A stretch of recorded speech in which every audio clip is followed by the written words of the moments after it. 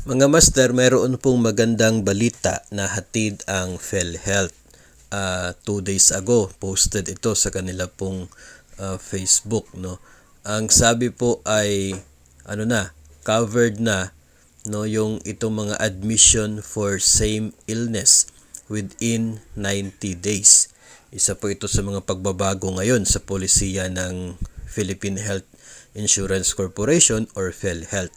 Dati kasi kapag na-admit yung isa pong miyembro o kaya ay anak ng miyembro, no, yung kanya pong beneficiary, kapag na-admit po siya, tapos the same yung illness, the same ang cause ng pagka-admit, tapos nangyayari yun within 90 days, ay hindi po eligible sa claim. Hindi po makakatanggap ng PhilHealth na claim or deduction sa billing yung pangalawang admission o kaya ay pangatlo. Basta within 90 days mula doong nakapag-avail siya. No? Kung na-admit, for example, inubo, no?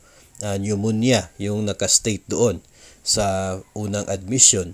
Tapos, after 2 months, muling na-admit, the same pa rin, pneumonia pa rin. No? So, since hindi lumagpas na 90 days, ay wala ng PhilHealth deduction sa billing doon sa pangalawang admission. So, ganun po yung setup before. Sa ngayon, ay hindi na po ganun. Tinanggal na ng PhilHealth yun pong single admission na policy.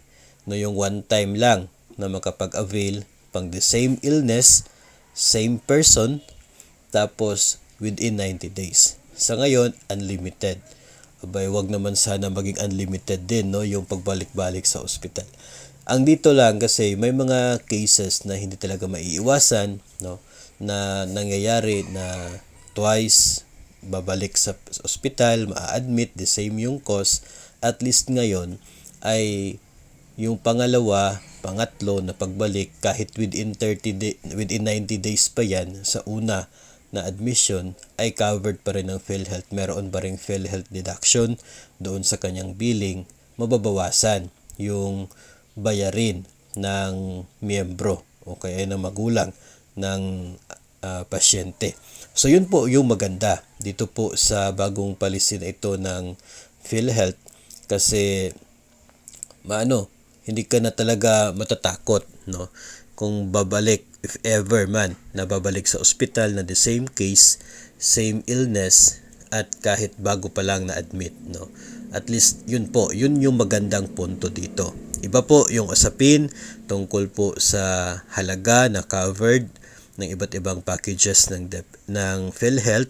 Iba po yun, and we are looking forward na sana sa susunod yun naman po, no, yung magkakaroon ng pagtaas para liliit naman yung magiging bayarin ng mga na-admit, no, doon po sa ospital na nagkakasakit, no, yung mga PhilHealth members. So at least ito po yung magandang balita na ma-share po natin sa inyo, latest update related po sa PhilHealth, at yung effectivity po nito ay October 1, no. So nung nagdaang buwan pa, effective na po itong palisiya na ito ng PhilHealth.